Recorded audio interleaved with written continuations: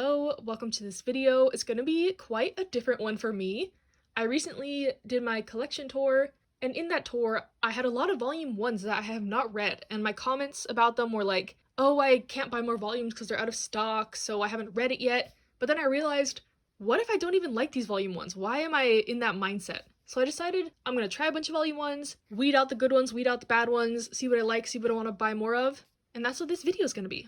So I have a selection of volume 1s I pulled from my collection. I'm not sure if I'll read all of these in this video, and if y'all like this I might make a part 2 because there's plenty other volume 1s. Ashamed to admit that, but yes, there is. And this video is highly inspired by Shay Geeks Out. Go check out her channel.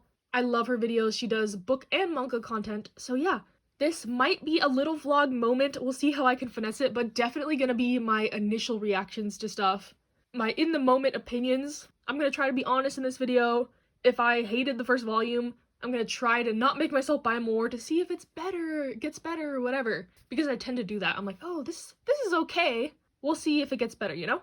So yeah, I am just gonna pick random ones of these and you'll see my reactions to the ones I pick. I might include some other ones that are not in this stack or whatever I feel like. And yeah, hopefully y'all like this because I really want to do some videos like 24-hour manga reading vlog and stuff like that. Stuff out of my comfort zone, but also just stuff I want to do. I have a lot of ideas in my head and I don't know if they'll flop or succeed. So this is my trial run. I hope y'all like this and let's get into it.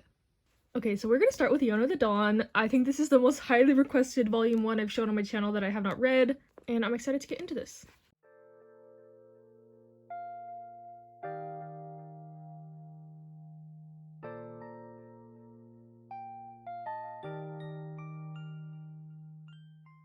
Okay, I finished the first volume of Yona the Dawn just now, and I low-key wish I recorded my full self reading it, but I felt like that would be boring. But the end of chapter 1, I physically screamed. I like yelped. I was like, what? I did not see that coming. But yeah, essentially this series so far is about this princess named Yona, and something happens where she has to escape her palace and she's on the run. But you're already introduced to some like potential love interests, and the twist was so unexpected, but I actually really like this. This is one of the ones I was putting off starting because I know volumes like 2 through 15 are so hard to get right now. I believe the reprints are coming in the summer, so I'll probably get the rest in the summer and just reread this again. But really strong start. I really like this. I knew I was gonna like it, that's the thing. I don't read a ton of like fantasy, battle war, historical shoujo type stuff, but from what I have read, like The Heroic Legend of Arslan, I really like that, so maybe I do like these kinds of series, I'm not sure. But this was really good. I thought Yona was a little bit childish in the beginning, but it's very obvious that she's gonna have a lot of character development in the future due to this new circumstance she's in, and I'm excited to see if one of the characters remains the villain the rest of the series, and I'm assuming another character will be her love interest, which I'm kind of about because it said he's 18 and she's 16, but, you know, in a historical context, I guess it's not as bad. But we'll see. Like I said, it'll take me a while to continue this, most likely, unless I read it scanned or something and then buy the volumes later. But so far, I really like this. I recommend this volume 1, and I'm glad I finally sat down and read this. So yeah, strong start to this video, and let me pick the next thing I want to read. I think I'm gonna go with Tokyo Taraba Girls. I actually have not finished Higashimura series. I never finished Princess Jellyfish, I never finished Blank Canvas. I own all of them, but for some reason, both of those series I kind of stopped in the middle. So maybe this one will reignite my love for her. I only have 3 volumes of this, so if I like this one, I'll read the other 2 at another date, but I'm expecting to like this one. I've liked all her other series, but for some reason, I just can't finish them. I don't know why. So I'll get back to you once I finish this first volume. Okay, y'all, I just finished the first volume of Tokyo Taraba Girls, and I'm still, like, laughing. I don't even know. So, this story is basically about this group of 30-year-old women, and they're all single, and it's announced that Tokyo is gonna have the Olympics in 2020, and this manga is set in 2014. So, these women decide that they want to get a husband by the time the Olympics start, because that'd be just too depressing if they're alone at the Olympics. And it's just, I don't even know how to describe it. It was so funny. I laughed out loud multiple parts, but I'm not surprised because Higashimura makes really funny josei series. Honestly, pretty relatable. I'm not as old as these women, but I relate. I've been single for a really long time. And especially for these women, even though they're like far in their careers and they're so successful, all they really want is love and a husband. And there's nothing really wrong with that. It's just the way they go about it is so funny. And then they meet this young kid at the bar who tells them to shut up because they're just like drunk and telling each other their woes about dating and stuff like that. And this guy shows up recurringly in the series, and it gives big like Princess Jellyfish vibes with the whole like man coming into their life and shaking things up. But this is definitely a josei series because at the very end of this volume something super shocking happens, and I'm like, not necessarily shocking, but it's like, for context, I've been reading Kimi ni Todoke this past like month. I'm on like volume 25, I think, and the fact that like a kiss in that series is such a big deal, and then there's just like casual sex at the end of this volume is like just really funny, very different, but it's not weird. It's like a good different, but it's definitely a josei manga, not shoujo, and it's really interesting. I like that Higashimura writes josei manga from like an older perspective. Even Princess Jellyfish, some of the characters are older, in their late 20s, 30s. And so far, this is just really funny, and I'm excited to read more. I have the other 2 volumes, but I hope this doesn't turn out like all the other Higashimura series I've read where I just drop it in the middle. Not drop it, but just like, usually the situation is I read like the first 3 volumes and then it takes me a while to get the rest of them, and then by that point I'm like not in the mood to read it anymore. So I don't want that same thing to happen with this, but so far it's really good, really funny, hilarious. If you want something about older women and just their antics, I recommend this one. And this will probably be it for today. I have to do some work.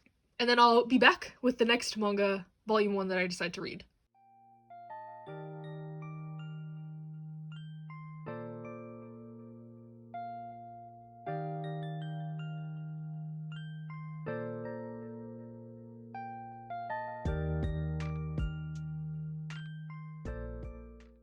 Alright, so hello, it's the next day. I decided to read the first volume of Whisper Me a Love Song. Kind of had a rough night mentally, so I wanted to read something cheerful to kind of cheer me up, you know? And this did just that. It's a really cute girls' love series about this girl who enters high school, and at like the welcome ceremony they have this band performance, and the lead singer of this band is this girl, and she is like instantly infatuated with this performance. She loves this girl's voice and her music, and she confesses that to her the next day by saying, "I love you," but she means in the sense that she's like a big fan of this girl, and the upperclassman interprets that as like a love confession, which gets her thinking maybe we can have a relationship. So this first volume, they're misinterpreting each other's feelings, but becoming friends first, getting to know each other, stuff like that. And I'll say it was cute. It was nothing amazing. I told myself I'd be honest in this video. I don't think I'll be buying more of this. It was just very, I don't know how to describe it, but I'm not a fan of like the whole insta love, like love at first sight trope. And also I found the main character to be kind of annoying. She has like the very peppy, bubbly personality, but it's kind of overbearing in my opinion. I do like the senpai character. So that's what I would read it more for, and it seems like there's kind of a love triangle forming, potentially. And I thought this was cute for what it was. I'm not really interested in getting more of it, but I did think it was cute. If you like very fluffy, cute, yuri, girls love stuff, I would recommend this, I guess. I just do like cute, fluffy stuff like this, but I'm looking for a little bit more depth, and I need to like the characters a lot in these types of situations. So that's why I don't think I'll be continuing with this. But actually, I will say this is probably one of the better Kodansha releases I've seen in a while. Like, these color pages are really beautiful. And then there's also some, like, in the middle of the story, like right here randomly. I haven't seen them do that in a while, but it's really nice. The art is nice for this one, I'll say. I just wasn't really connected to the characters, and it was too, like, sickeningly sweet, love at first sight type tropes that I'm not a huge fan of. Okay, I actually decided to read the first volume of Become You because I was in a music manga mood, you know? This one's also about music. And this one was really interesting. It's by the same mangaka as Orange, so the art is just gorgeous. I can flip a couple pages. But this story was, like I said, interesting. The main character is in the Light Music Club, which is like a band pretty much, but they end up disbanding because it's their 3rd year of high school, and that's when they start studying for college admissions exams and stuff like that. But the main character does not want to give up on music. He's dead set on becoming a musician. But the thing is, he's not that good. So he enlists this character on the back here to help him get better at guitar because he knows that in the past he was really good at piano and other instruments. But they both have some issues that they're dealing with regarding like mental health and trauma, which was unexpected. I have not read Orange or their other series, Dream and Sun. I know the basic premise of Orange, so I know that this author does deal with some darker topics. But this one was pretty interesting. I'll say at first I thought it was going to be like a basic, I want to be the best musician ever type of story. And even though it did go into some darker topics, it did still feel a little bit shallow just due to how they were cramming a lot of stuff in this volume. Like I said, there's discussions of like trauma, past, the future, there's like some magical realism elements, and then it's also told in the past tense. So you know that the main character is like retelling this as someone older, and there's moments where he's like, oh, I wish I would have been there more for these other characters. So I'm assuming something bad happens to them in the future. But that being said, I think this actually works as a one-shot. Like, it has a complete arc. And I know this has been on hiatus for a long time. I think Volume 2 just, like, recently came back after a long hiatus. So I'm not sure about this one. I think I was pretty satisfied with just this first volume. Even though it was a bit chaotic, there's a lot going on in here. I think it could have been stretched out a little more, but that being said, the art was gorgeous. And I like some of the conversations had in here. I did not like the whole potential like magical realism stuff. I don't like that. I think I've established I don't like that kind of stuff in my manga or in any media really. But overall, I'm gonna see, I think, how long it takes for the second volume to come out, and if it's not even close to being published in English, I might let this go. Because I liked it. I'm curious about why he's like talking in the past tense and what happens in the story. But if it's gonna be one that's on hiatus forever, and we never really get a conclusion, I'd rather just drop it now than save myself the heartache, because there's a couple series like that that just don't seem like they're ever going to continue. And this one had like a pretty solid ending for the volume 1. So yeah, this one I would say is in the middle of the pack. Not terrible, not amazing. I'm intrigued, but I wouldn't be mad if I never continued it, if that made sense. Hello, it's like a week later because I've been finishing Kimi ni Todoke, so I didn't want to read anything new, but I did read the first volume of Dead Man Wonderland. And this was another one like Yona that I knew I was going to like. That's why I was putting it off, because all the rest of the volumes are out of stock right now. But yes, I really enjoyed this first volume, actually. I don't know what it is about, like, prisons and the criminal justice system and stuff like that that always entices me, but this was a really good first volume. Essentially, the story starts with this kid, and this big monster comes to his classroom and kills all his students except him, and he is framed for the murder of all his classmates. So he's sent to this prison called Dead Man Wonderland, which is a private prison that looks like a theme park, and the way they make their money is kind of having the inmates perform like it's a circus, like it's an attraction, and people come and pay money to watch these games where they think it's just an act of play, but these inmates are actually dying in these obstacle courses and stuff like that. So it is very gruesome. Please be aware there's lots of blood and gore, which bothers me sometimes, but in this context it didn't. I don't know why,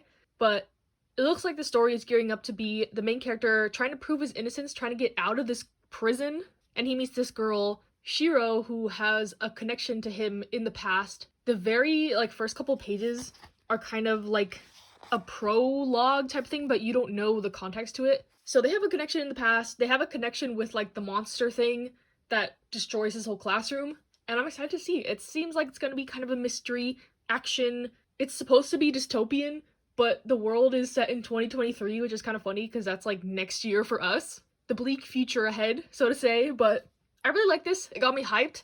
I don't read a lot of like action, gory, bloody stuff like this, but definitely want to get the rest of the volumes. I don't know when they're reprinting them, but I saw a set sell on Mercari for like $400 the other day. So hopefully not out of print, just out of stock, like most things right now. So yes, highly recommend this first volume if you can stomach some of the bloody, gory, I mean, like, bodies are just dying and heads chopped off, stuff like that. So yeah, I don't know how many more volume 1s I'm gonna read in this video, but I'll get back to you when I read more. So following Dead Man Wonderland, I just decided to read the first volume of Witch Hat Atelier, and this was another good one. Honestly, I was hoping some of these would be bad so I wouldn't be tempted to buy more manga, but this was really good. I don't know what exactly I was expecting. I'm not a big fan of fantasy manga, and from what I've heard, I figured this was gonna be a cute, fluffy story, kind of Harry Potter-esque about this little girl becoming a witch, but it was much darker in tone than that. Essentially, the main character, Coco, lives in a society where witches are kind of rare. They say you have to be born a witch, you're raised as a witch from birth, and she's always been fascinated with witches. She loves seeing spells, seeing witches, all the witchy things, she's in love with it. And one day this witch comes to their town, and an issue arises where he has to fix it with magic, and she witnesses that all he has to do to cast his spells is draw on a piece of paper. In her childhood, she bought this book from kind of a sketchy witch, and the witch told her that it was like a coloring book, like a little kid's storybook type thing, and she never thought more of it. She just loved this book, she always read it, and she decided to start tracing some of the patterns that were in this book, and it turns out that that was a spell book, kind of like an instruction manual, that she was not supposed to be using like that. So she tries out one of the spells, it goes wrong, and she ends up having to be taken in by this witch who was in her town, and he takes her to his atelier where he trains other witches. And the only reason he doesn't, like, erase her memory from all of this is because she might be the clue to finding out about this sketchy witch, because apparently he's been causing other problems of trying to spread these forbidden spells. The spells in her little book are ones you're not supposed to be using. So she goes to this guy's atelier,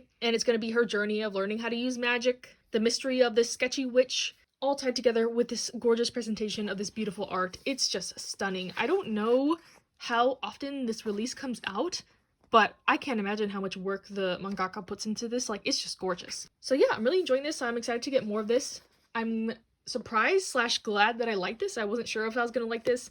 The only sus part is that this witch guy takes her in, but there's like 4 other little girls living in his house with him. And I'm like, alright, like, what's that about? I don't know if that's just how the structure of this world is. It's all for the sake of magic, so it's not frowned upon, but I was like, I don't know how old this man is, but there's a bunch of little girls living in his house. So yeah, we'll see how this goes. I'm gonna buy a few more volumes of this, and I'll see you the next time I read another volume 1. Alright, another volume 1 for today. I'm just flying through them. Library Wars volume 1.